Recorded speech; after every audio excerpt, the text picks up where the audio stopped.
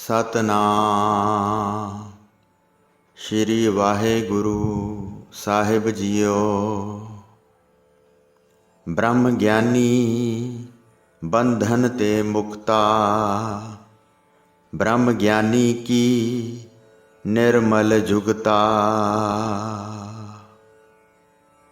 ਪਰਮ ਸਨਮਾਨਯੋਗ ਗੁਰੂ ਰੂਪ ਗੁਰੂ ਖਾਲਸਾ ਸਾਧ ਸੰਗਤ ਜੀ, ਵਾਹਿਗੁਰੂ ਜੀ ਕਾ ਖਾਲਸਾ ਵਾਹਿਗੁਰੂ ਜੀ ਕੀ ਫਤਿਹ।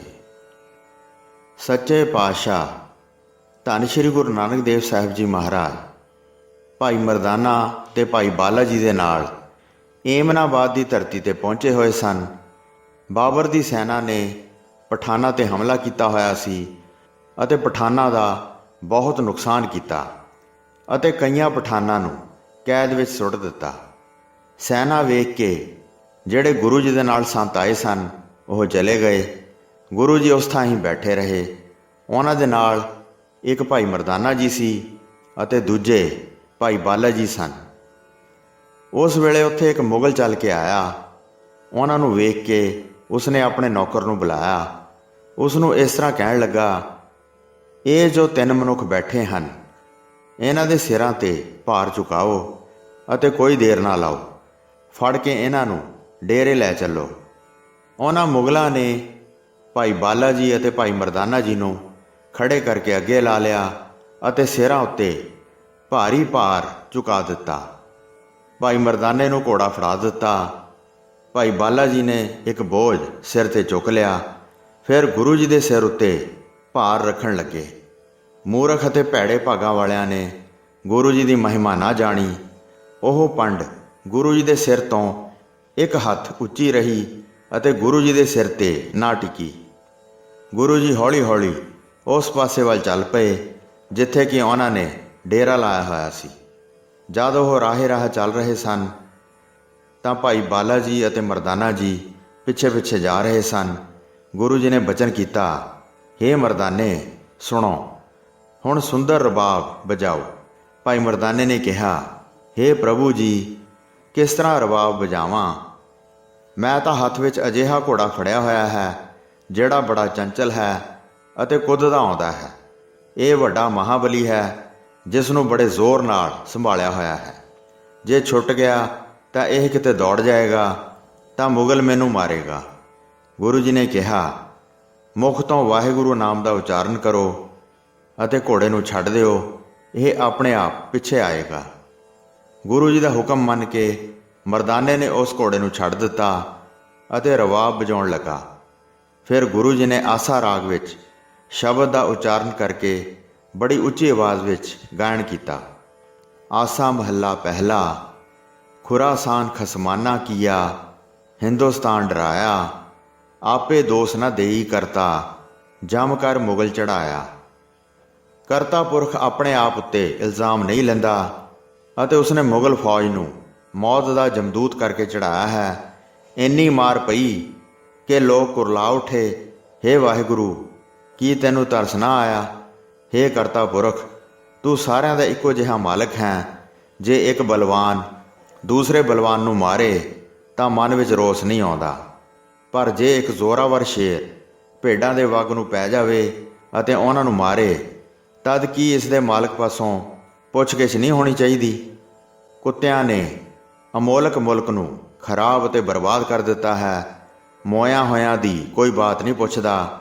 ਹੇ ਵਾਹਿਗੁਰੂ, ਤੂੰ ਆਪ ਮਿਲਾਉਂਦਾ ਹੈ ਅਤੇ ਆਪ ਹੀ ਵਿਛੋੜਦਾ ਹੈ। ਵੇਖੋ, ਇਹ ਤੇਰੀ ਵਡਿਆਈ ਹੈ। ਜੇ ਕੋਈ ਆਪਣਾ ਉੱਚਾ ਨਾਮ ਰਖਵਾ ਲਵੇ ਅਤੇ ਆਪਣੇ ਮਨ ਭਾਉਂਦੇ ਸਾਰੇ ਸਵਾਦ ਮਾਣੇ, ਸਾਰੇ ਦਾਣੇ ਚੁਣ ਕੇ ਚੁਣਦਾ ਹੋਇਆ, ਉਹ ਮਾਲਕ ਦੀ ਨਜ਼ਰ ਵਿੱਚ ਕੇਵਲ ਇੱਕ ਕੀੜਾ ਹੈ। ਸਤਿਗੁਰੂ ਨਾਨਕ ਜੀ ਕਹਿੰਦੇ ਹਨ, ਜੇ ਮਨੁੱਖ ਜਿਉਂਦੇ ਜੀ ਹਉਮੈ ਭਾਵਨਾ ਤੋਂ ਮਰਿਆ ਰਹੇ, ਕੇਵਲ ਤਦ ਹੀ ਉਹ ਵਾਹਿਗੁਰੂ ਦੇ ਨਾਮ ਦਾ ਸਿਮਰਨ ਕਰਨ ਕਾਰਨ ਕੁਝ ਪ੍ਰਾਪਤ ਕਰ ਸਕਦਾ ਹੈ। ਇਸ ਤਰ੍ਹਾਂ ਸ਼ਬਦ ਗਾਇਨ ਕਰਦੇ ਰਾਹੇ ਰਾਹ ਜਾ ਰਹੇ ਸਨ। ਜਿਹੜੇ ਗੁਰੂ ਜੀ ਸਦਾ ਇੱਕ ਰਸ ਆਨੰਦ ਵਿੱਚ ਰਹਿੰਦੇ ਹਨ, ਲੋਕ ਵੇਖ ਕੇ ਬਹੁਤ ਹੈਰਾਨ ਹੋਏ। ਕਹਿ ਰਹੇ ਸਨ, ਇਹ ਤਾਂ ਵੱਡਾ ਆਸ਼ਚਰਜ ਹੈ, ਕੁਝ ਜਾਣਿਆ ਨਹੀਂ ਜਾਂਦਾ। ਬੋਝ ਸਿਰ ਤੋਂ ਬਹੁਤ ਉੱਚਾ ਹੈ। ਫਿਰ ਆਪਣੇ ਸਾਥੀਆਂ ਨਾਲ ਚਲੇ ਜਾ ਰਹੇ ਹਨ। ਦੂਸਰੇ ਦੇ ਪਿੱਛੇ ਪਿੱਛੇ ਘੋੜਾ ਆ ਰਿਹਾ ਹੈ। ਵਾਗ ਫੜਨ ਤੋਂ ਬਗੈਰ ਹੀ ਪਿੱਛਾ ਕਰ ਰਿਹਾ ਹੈ। ਕਈ ਕਹਿੰਦੇ ਸਨ ਇਹ ਕੋਈ ਸੰਤ ਹੈ, ਕਿਤੇ ਖੁਦਾ ਆਪ ਹੀ ਹੈ। ਇਹ ਕਰਾਮਾਤ ਕਰਨ ਦੇ ਸਮਰੱਥ ਹਨ। ਇਹੋ ਜਿਹਾ ਕਰਾਮਾਤੀ ਪੁਰਸ਼ ਪਹਿਲਾਂ ਕਿਤੇ ਨਹੀਂ ਵੇਖਿਆ। ਹੱਥ ਜੋੜ ਕੇ ਬੰਦਨਾ ਕਰਦੇ ਸਨ। ਗੁਰੂ ਜੀ ਦੇ ਚਰਨ ਕਮਲਾਂ 'ਤੇ ਸ਼ਰਧਾ ਧਾਰਨ ਕਰਦੇ ਹਨ। ਇਸ ਤਰ੍ਹਾਂ ਜਦ ਡੇਰੇ ਪਹੁੰਚ ਗਏ ਤਾਂ ਮੁਗਲ ਆ ਕੇ ਵੇਖਦੇ ਹਨ। ਇਸ ਤਰ੍ਹਾਂ ਜਦ ਅਚਰਜ ਤਮਾਸ਼ਾ ਵੇਖਿਆ ਤਾਂ ਮੁਗਲ ਦੌੜ ਕੇ ਬਾਬਰ ਪਾਸ ਗਏ। ਉਸ ਦੇ ਨੇੜੇ ਬੈਠ ਕੇ ਬੋਲੇ, ਇੱਕ ਦਰਵੇਸ਼ ਬੰਦੀਖਾਨੇ ਵਿੱਚ ਬੰਦ ਹੈ। ਅਚਰਜ ਵੇਖਿਆ ਹੈ ਕਿ ਇੱਕ ਦਰਵੇਸ਼ ਕਰਾਮਾਤ ਵਿੱਚ ਪੂਰਾ ਹੈ। ਉਸ ਦੇ ਸਿਰ ਉੱਤੇ ਭਾਰ ਚੁਕਾਇਆ ਹੈ, ਪਰ ਭਾਰ ਸਿਰ ਤੋਂ ਇੱਕ ਹੱਥ ਉੱਚਾ ਰਹਿੰਦਾ ਹੈ। ਇੱਕ ਮਰਾਸੀ ਉਸ ਦੇ ਨਾਲ ਹੈ। ਉਸ ਦੇ ਪਿੱਛੇ ਪਿੱਛੇ ਘੋੜਾ ਚੱਲਿਆ ਆਉਂਦਾ ਹੈ। ਉਹ ਖੁਦਾ ਦੀ ਬੰਦਗੀ ਕਰਦਾ ਹੈ। ਤੁਸੀਂ ਆਪ ਉਸ ਥਾਂ ਚੱਲ ਕੇ ਵੇਖ ਲਓ। ਇਹ ਸੁਣ ਕੇ ਬਾਬਰ ਨੇ ਕਿਹਾ, ਪਹਿਲਾਂ ਜੇ ਮੈਂ ਇਸ ਤਰ੍ਹਾਂ ਜਾਣਦਾ ਹੁੰਦਾ ਤਾਂ ਧਾਵਾ ਕਰਕੇ ਇਸ ਨਗਰ ਨੂੰ ਇਸ ਤਰ੍ਹਾਂ ਨਾ ਮਾਰਦਾ ਜਿਸ ਨਗਰ ਵਿੱਚ ਅਜਿਹਾ ਦਰਵੇਸ਼ ਰਹਿੰਦਾ ਸੀ। ਬਾਬਰ ਆਉਣ ਵਾਸਤੇ ਤਿਆਰ ਹੋ ਗਿਆ।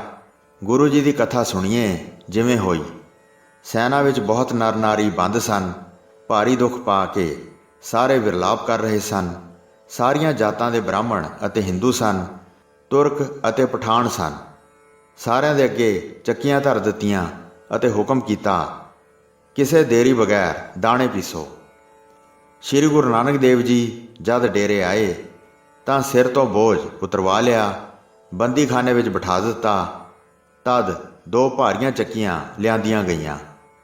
ਇੱਕ ਚੱਕੀ ਭਾਈ ਬਾਲਾ ਜੀ ਦੇ ਅੱਗੇ ਅਤੇ ਇੱਕ ਭਾਈ ਮਰਦਾਨਾ ਜੀ ਦੇ ਅੱਗੇ ਧਰ ਕੇ ਬਹੁਤ ਦਾਣੇ ਦੇ ਦਿੱਤੇ।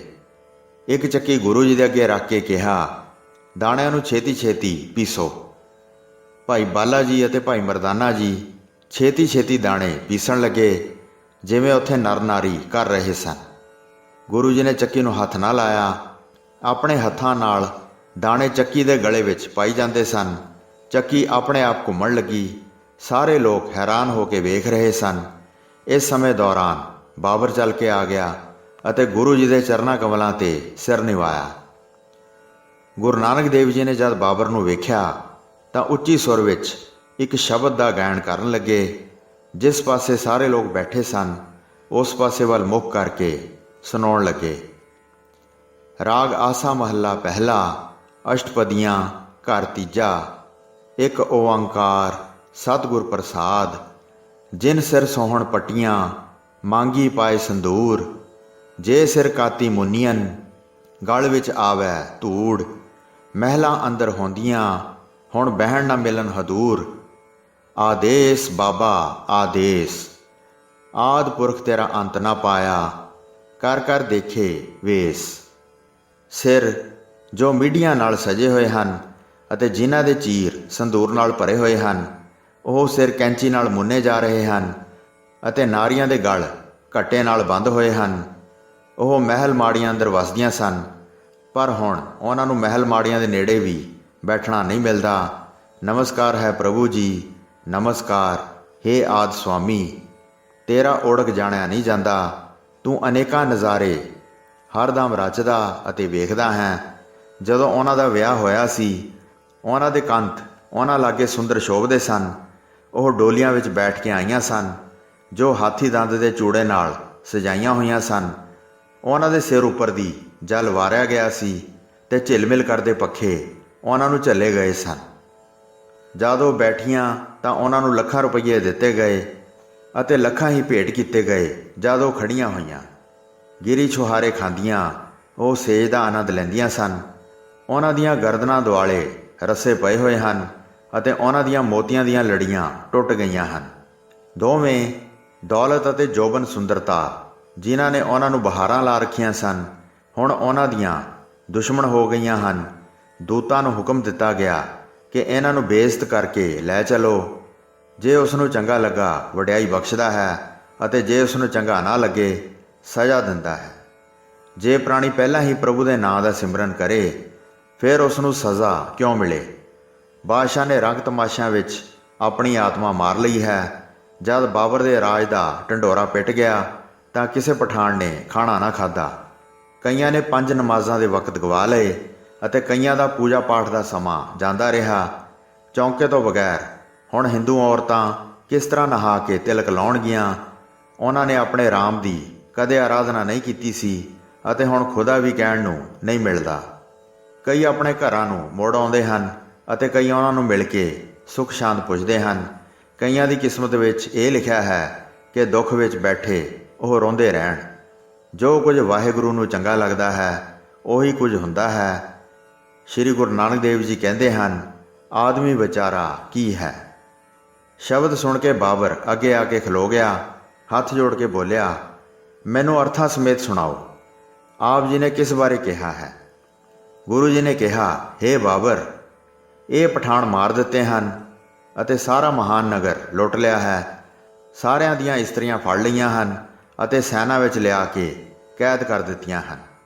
ਉਹਨਾਂ ਉੱਤੇ ਹੁਣ ਕਸ਼ਟ ਦਾ ਸਮਾਂ ਆਇਆ ਹੈ। ਉਹਨਾਂ ਦੀ ਇਹ ਹਾਲਤ ਵੇਖ ਕੇ ਇਹ ਸ਼ਬਦ ਕਿਹਾ ਹੈ, ਜਿਨ੍ਹਾਂ ਦੇ ਸਿਰਾਂ ਉੱਤੇ ਮੀਡੀਆਂ ਸ਼ੋਭ ਰਹੀਆਂ ਸਨ ਅਤੇ ਮਾਂਗ ਵਿੱਚ ਭਰਿਆ ਸੰਧੂਰ ਮਨ ਨੂੰ ਮੋਹ ਰਿਹਾ ਸੀ।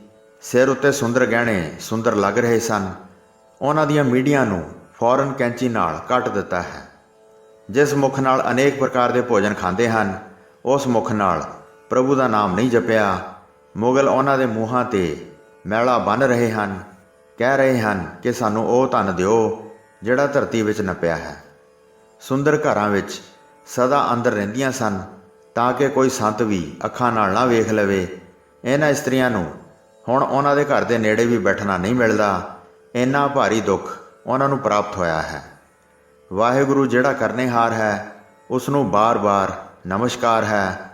ਆਦਿ ਪੁਰਖ ਅਵਿਨਾਸ਼ੀ ਸਭ ਕੁਝ ਜਾਣਦਾ ਹੈ, ਉਸ ਦਾ ਅੰਤ ਪਾਇਆ ਨਹੀਂ ਜਾ ਸਕਦਾ।